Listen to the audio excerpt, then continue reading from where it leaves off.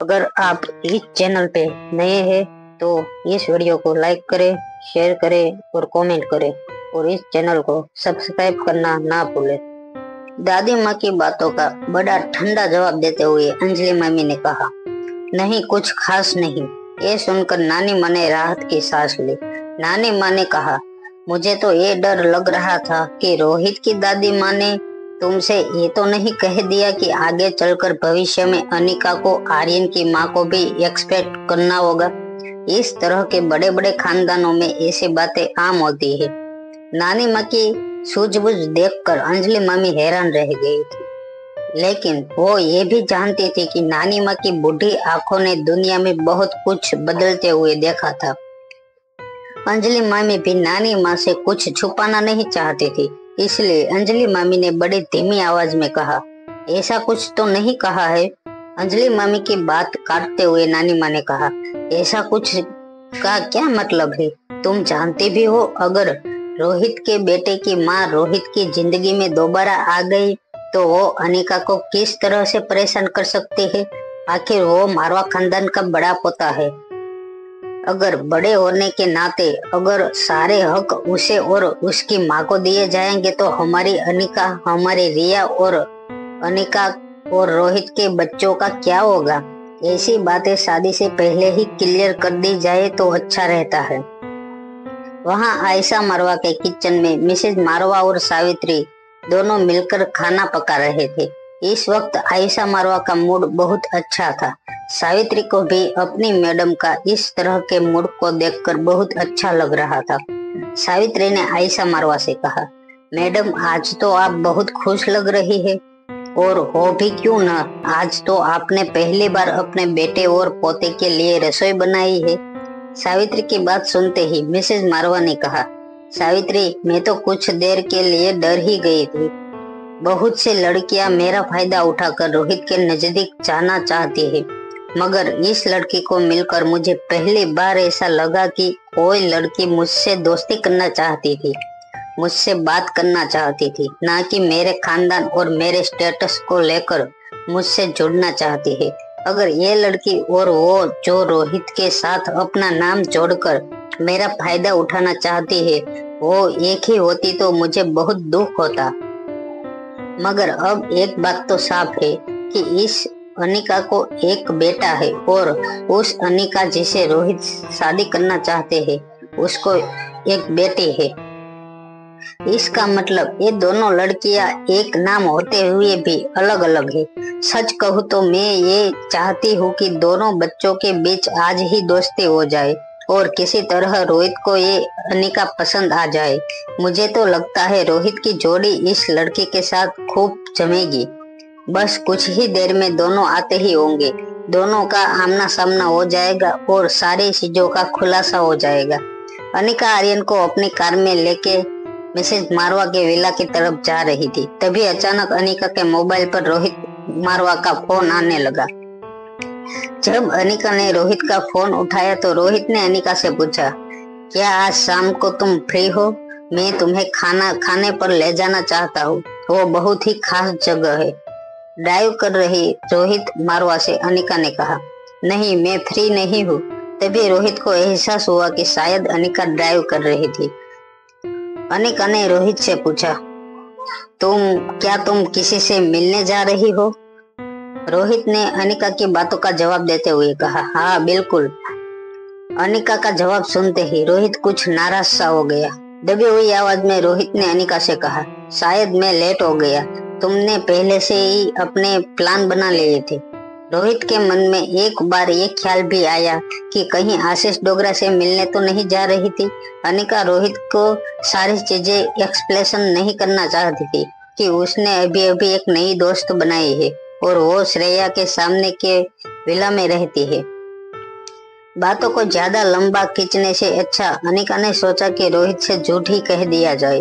अनिका ने कहा, नहीं मैं कहीं नहीं जा रही हूँ, बल्कि मुझे बहुत नींद आ रही है, इसलिए मैं वापस घर जा रही हूँ सोने के लिए, और इससे ज्यादा आपको कोई इंफॉर्मेशन नहीं देने वाली हूँ मिस्टर मारवा। ये कहते हुए अनिका ने फोन काट दिया। जैसे ही अनिका ने फोन काटा, अनिका के चेहरे पर मुस्कान आ गई। इधर रोहित की कार ड्राइव चला रहा था और रोहित नन्ही सी रिया के बगल में पैसेंजर सीट पर बैठा था। मुस्कुराते हुए रिया ने रोहित से पूछा, डैड, क्या आप मम्मा को दादी की विला में ले जाना सोचते हैं? रिया के पीठ पर हाथ रखते हुए रोहित ने कहा, हाँ, तुम्हारी दादी माँ को कुछ मिसअंडरस्टैंडिंग हुई है तुम्हारी मम्मा के बारे में, मगर मैं जानता हूँ कि एक बार वो तुम्हारी मम्मा से मिलेंगी तो उनकी सारी मिसअंडरस्टैंडिंग दूर हो जाएगी। बट अनफॉर्चुनेटली, रोहित की इस बात को पूरा करते हुए रिया ने कहा, अनफॉर्चुनेटली मम्मा को सोना होगा, इसलिए वो हमारे साथ नहीं चल सकती है। नन्ही सी रिया की इस बात पर रिया और रोहित दोनों ही हंसने लगे। वहां अनिका दिल्ली की सड़कों पे अपनी कार तेजी से दौड़ा रही थी, मगर उसके ठीक बगल में बैठे आर्यन की आंख लग चुकी थी। कुछ देर बाद आर्यन ने जब अपनी आंखें खोली तो अनिका की कार आर्यन की दादी मिसेस मारवा के विला में एंटर हो रही थी। आर्यन के लिए आज का दिन किसी आसमानी मुसीबत से कम नहीं था। आर्यन ने सोचा नहीं था कि उसकी माँ उसे अपनी ही दादी से मिलवाने ले जा रही थी। इससे पहले कि आर्यन कोई बहाना बनाकर अपनी मॉम से कहता कि वो विला के अंदर नहीं जाना चाहता, अनिका ने कार पार्क की और नन्हे से आर्यन को अपने हाथों में उठा लिया। अनिका ने आर्यन से कहा, चलो अब जाग जाओ, तुम्हें किसी से मिलवाना चाहती हूँ। अब आर्यन को पक्का यकीन हो गया था कि आज चाहे कुछ भी हो जाए, उनके इस खेल से पर्दा उठने ही वाला था। जब सावित्री ने बंगले का दरवाजा खोला तब आर्यन ने अपना सर अनिका के कंधे पर रख दिया, जिससे सावित्री आर्यन का चेहरा न देख सके। बंगले के अंदर आते ही अनिका ने आर्यन को अपनी गोद से उतार लिया, मगर आर्यन तुरंत ही अनिका के पीछे छिपने लगा, जैसे ही विला में कोई उसका चेहरा न देख सके। अनिका समझ नहीं पा रही थी कि आर्यन इस तरह का बर्ताव क्यों कर रहा था। अनिका ने कहा, बेटा, क्या कर रहे हो तुम? बाहर निकलो पीछे से और अपनी दादी आंटी से हेलो कहो। आर्यन समझ नहीं पा रहा था कि वो क्या करे। तभी विला में एक और कार की एंटर हुई। सावित्री ने जैसे ही एक और कार की आवाज सुनी, सावित्री दौड़कर बाहर गई। सावित्री ने देखा कि रोहित अपनी कार के बाहर निकल रहा था। जब सावित्री ने रिया को बाहर निकलते हुए देखा तो सावित्री ने कहा, अच्छा हुआ रोहित बाबा, आप आर्यन बाबा को लेकर आ गए। रोहित अपनी कार के बगल में खड़ी कार को देखकर हैरान रह गया। ये कार रोहित को जानी पहचानी लग रही थी। रोहित ने सावित्री से पूछा, क्या कोई मेहमान आए हैं? सावित्री ने मुस्कुराते हुए कहा, हाँ बाबा, सालों बाद मैडम ने कोई दोस्त बनाई है, बड़ी प्यारी लड़की है, आप भी उसे मिलेंगे तो बहुत खुश हो जाएंगे। आइए, सब अंदर आपका इंतजार कर रहे हैं। सावित्री की ये बात सुनकर रोहित हैरान रह गया। रोहित ने बचपन से अपनी माँ आयशा को अकेले ही देखा था, ना कोई दोस्त, ना किसी रिश्तेदारी से कोई नाता, ना ही कोई इमोशंस। यहाँ तक कि जब रोहित के मामा और मामी उनसे मदद मांगने आए थे तो मिसेस मारवा ने उनसे भी अपना मुंह फेर लिया था।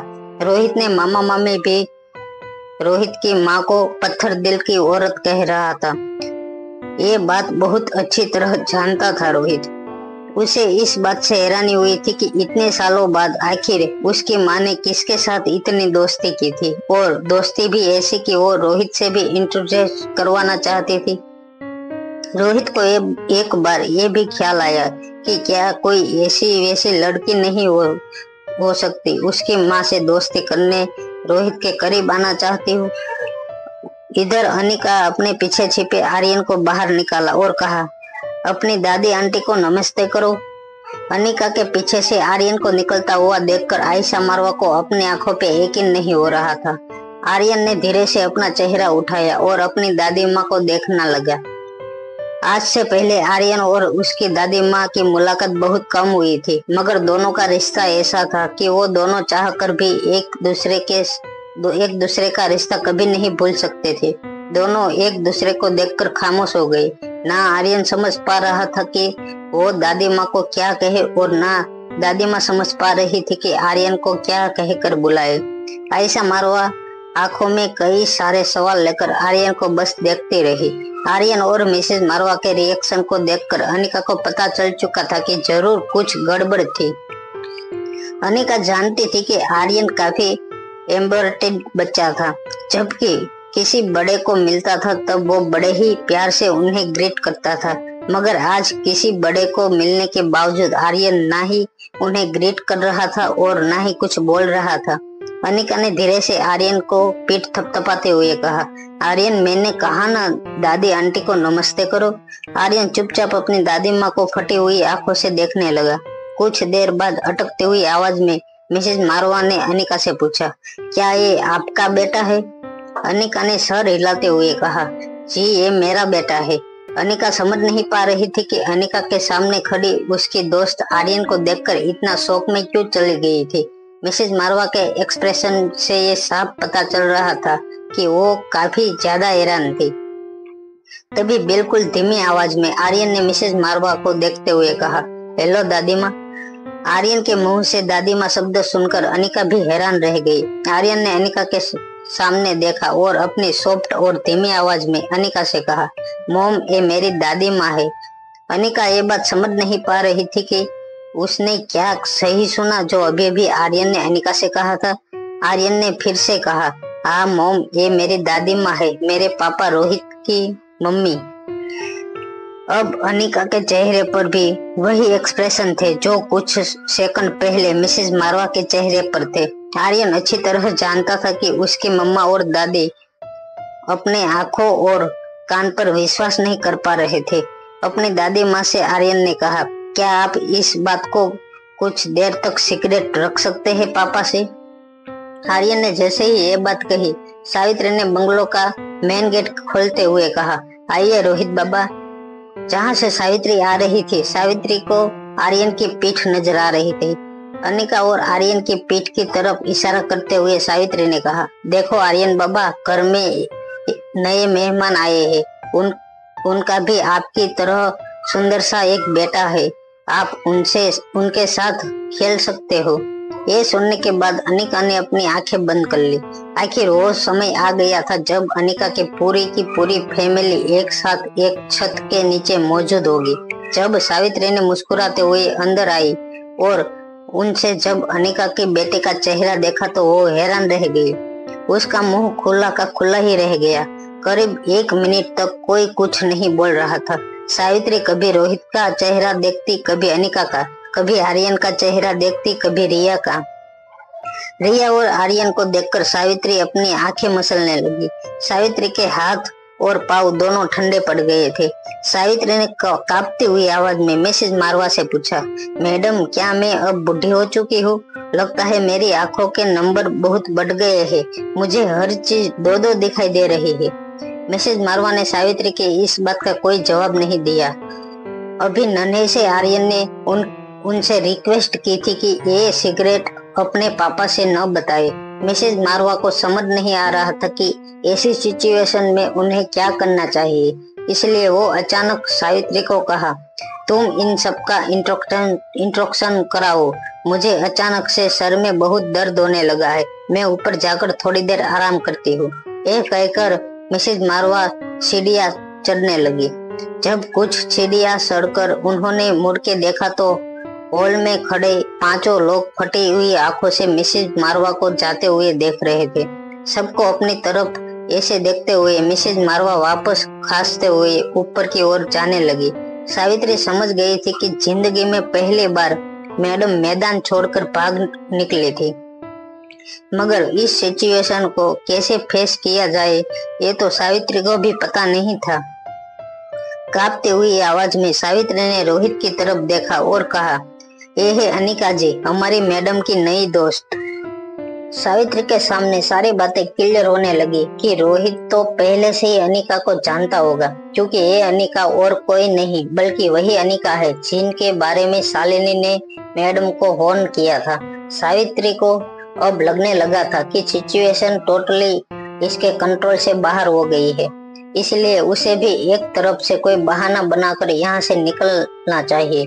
सावित्री ने रोहित की तरफ देखकर कहा, मुझे लगता है मैडम की तबीयत सच में बहुत खराब है। उनके लिए एक कड़क चाय बना के ले जाती हूँ, शायद उनका सर दर्द थोड़ा कम हो जाए।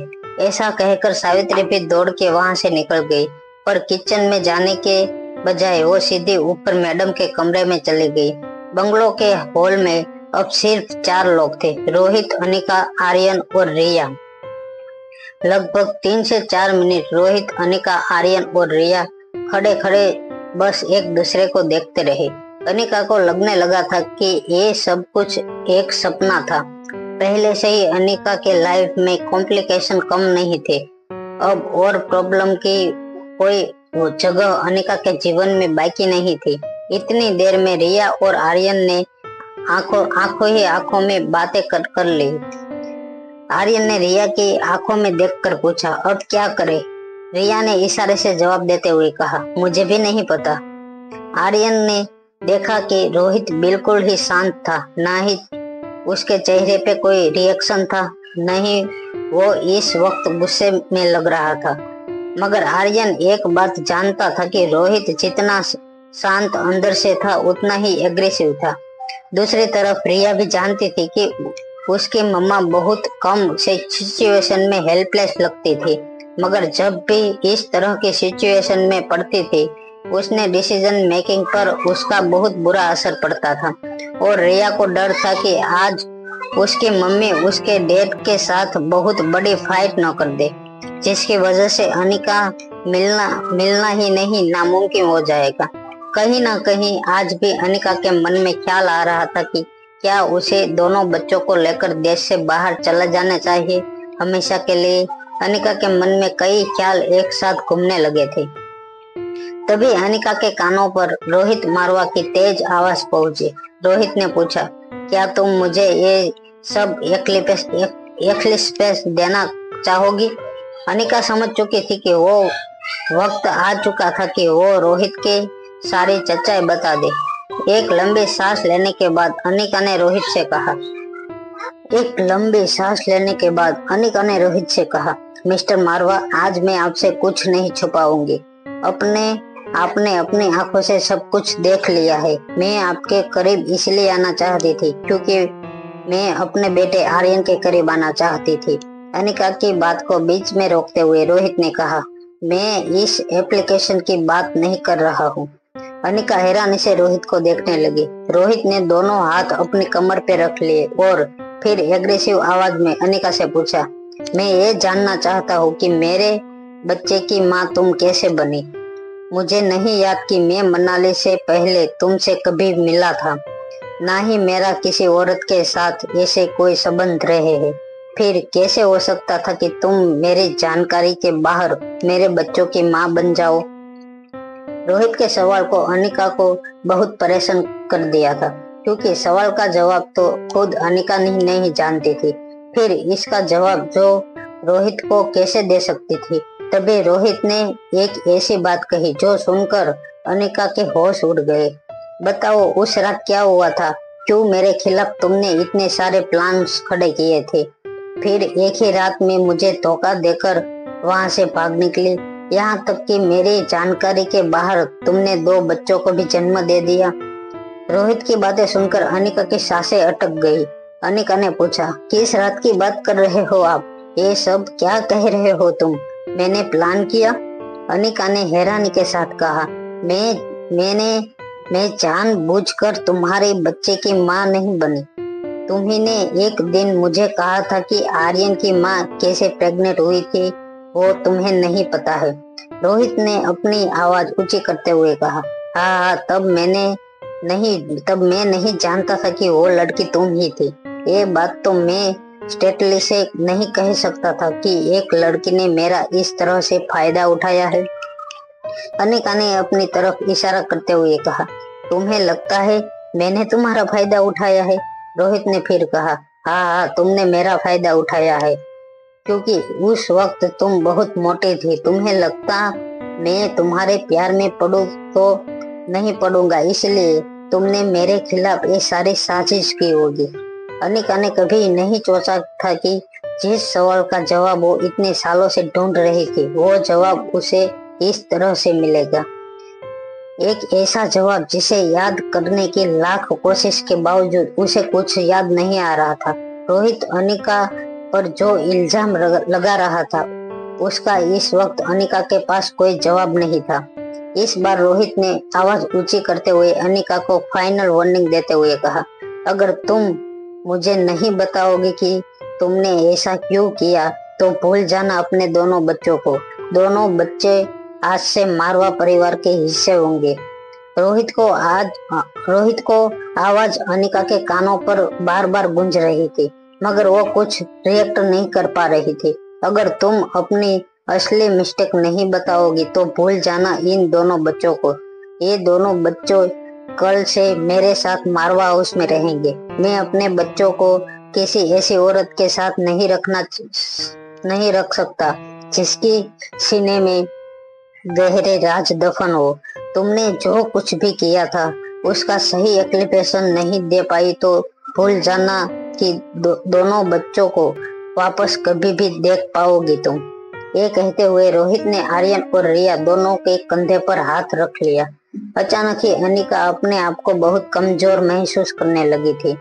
देश के सबसे बड़े बिजनेस टाइकून ने उसके दोनों बच्चों पर अपना हाथ रख लिया था। अनिका को अचानक से ही अपने दोनों बच्चों से दूर होते हुए नजर आ लगे। अनिका को अपने बच्चों को अपने पास रखना चाहती थी। अनिका के पास बस एक ही रास्ता था, अभी अपने दोनों बच्चों की कस्टडी पाना, मगर उसके लिए अनिका को रोहित से फाइट करना होगा। अनिका ये भी जानती थी कि रोहित अकेले यहाँ नहीं आया होगा, उसके साथ उसके पीछे चोरी छिपे उसके बॉडीगार्ड भी जरूर आए होंगे। मगर इससे पहले कि अनिका कोई कदम उठाती, नन्ही सी रिया ने कंधे से अपना हाथ हटाते हुए कहा, ये आप क्या कह रहे हो पापा? वो मेरी मम्मा है, मैं उन्हें अच्छी तरह जानती हूँ। वो ऐसा काम कभी नहीं कर सकती जिससे किसी को चोट पहुंचे। ये बात रोहित भी अच्छी तरह से जानता था कि अनिका अच्छी लड़कियों में से थी। वो प्लानिंग करे, स्कैम करे और किसी का इस तरह फायदा उठाए, वो अनिका को नहीं आता था। बस रोहित इतना चाहता था कि अनिका खुल के सबके सामने रोहित को अपनी फीलिंग्स बताए।